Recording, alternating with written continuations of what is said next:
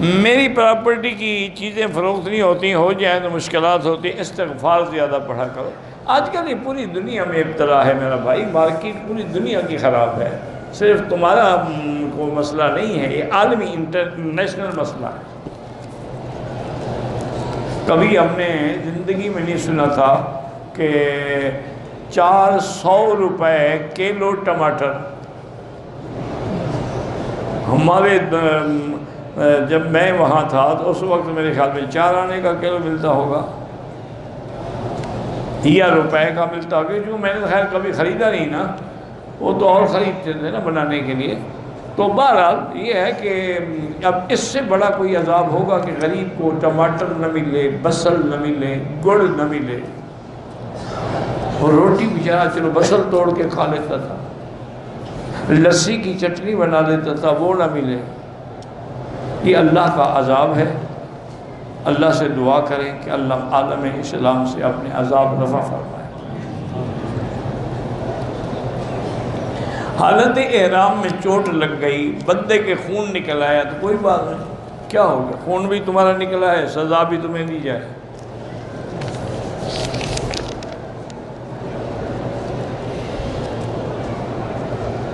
میں نے عمرہ کیا اور بال جدے میں کٹوائے، دم پڑ گئی، بال آپ کو حد حرم میں کرنے تھے، عمرہ حرم میں ہوتا ہے، بال جدے میں کٹائے جاتے ہیں تاکہ کٹنگ وہاں اچھی ہوگی۔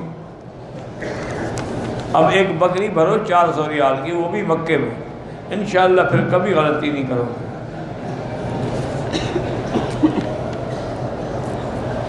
آیت کریمہ اگر ہم نے پڑھنی ہو تو آپ پڑھیں گے لا الہ الا انت سبحانک انی کنت من الظالمین۔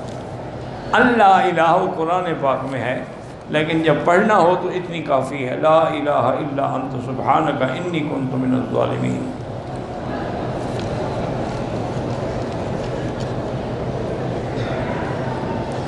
اگر آپ مدینے سے آئے اور بیوی کو حیض تھا، اس نے نیت کی یا نہیں کی؟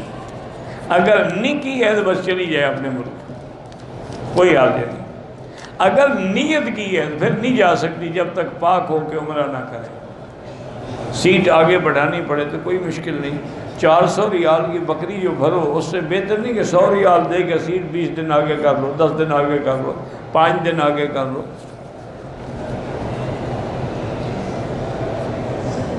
ہم 4 عورتیں آئی تھیں، محرم کوئی نہیں تھا۔ بہرحال آئندہ ایسا نہ کیا کرو، عورت کو بغیر محرم کے سفر نہیں کرنا ہے، باقی عمرہ اللہ قبول کرے۔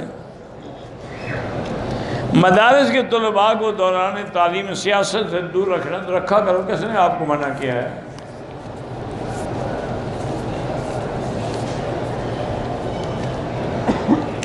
اگر کسی عورت کو لیکوریا کی بیماری ہے، وہ لیکوریا کا پانی کپڑے کو نواز ہو جاتی ہے، لیکن احتیاط یہی کرے کہ وہ انڈر ویئر استعمال کرے یا کوئی پیمپر استعمال کرے تاکہ کپڑوں کو نہ لگے اور نیچے بھی نہ گرے۔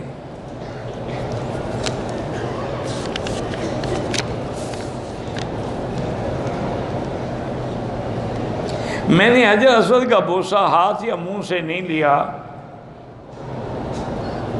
تو پھر کیسے لیا ہے؟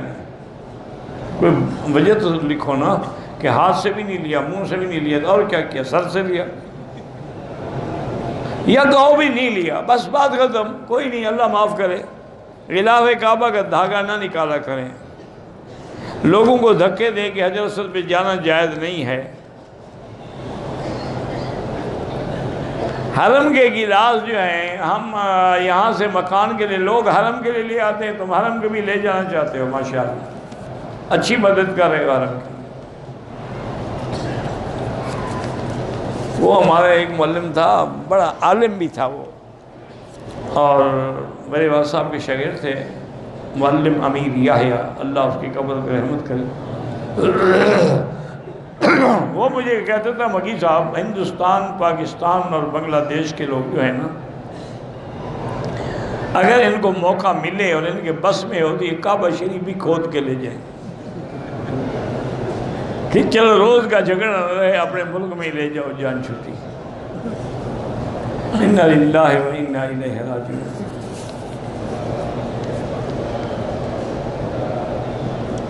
ایک آدمی والد کی قبر پہ روزانہ جاتا ہے، بہرحال جاتا ہے تو کوئی منع نہیں ہے، بدعت بھی نہیں ہے، لیکن ضروری بھی نہیں کہ روز جائے۔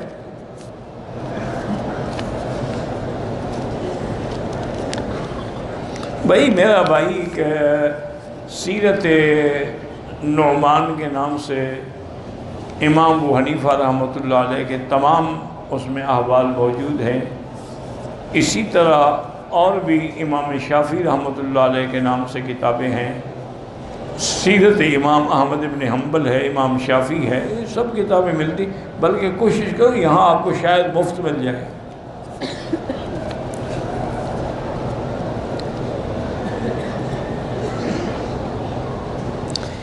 میں مدینے سے عمرے کا احرام یعنی نیت کر کے نکلی، راستے میں مجھے حید آ گیا، اب نہیں جا سکتی جب تک پاک نہ ہو، پاک ہونے کے بعد عمرہ کریں پھر جائیں، ایسے جائیں گی دم بھی پڑ جائے گی اور گناہ بھی الگ ہوگا۔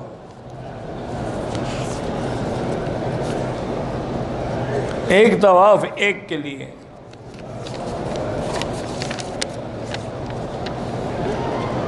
اگر ہم حضور کے لیے حج کریں بالکل کریں،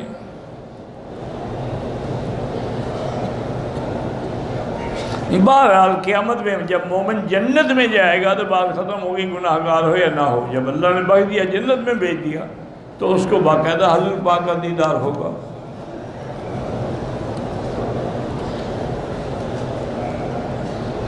ہم جب عمرے کے لیے آتے ہیں یا حج کے لیے تو اپنے گھر میں رشتہ داروں سے، عزیزوں سے، سب سے معافی مانگ کے آئیں، اچھی بات ہے، اگر کسی کے حقوق ہیں تو معافی مانگ کے آئیں۔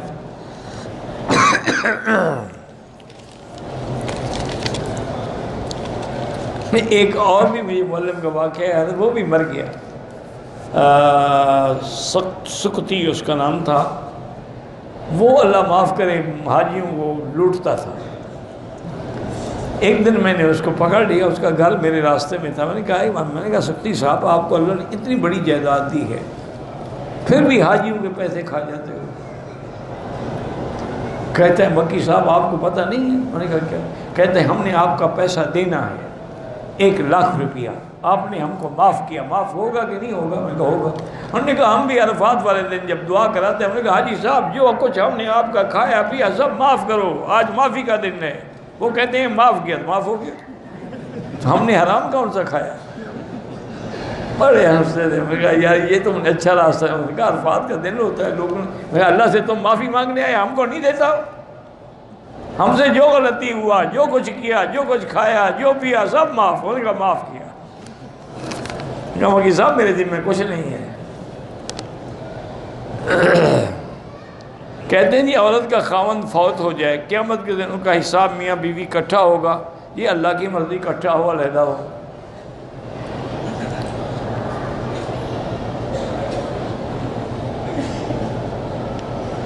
ہمارے لوگ کہتے ہیں کہ جب میت کو لے کے جاتے ہیں اس سے رشتہ دار معافی مانگیں، زندگی میں مانگیں، مرنے کے بعد کیا مطلب؟ مرنے کے بعد وہ معافی نہیں دے سکتا، وہ تو زندگی کا معاملہ ہی ختم ہو گیا۔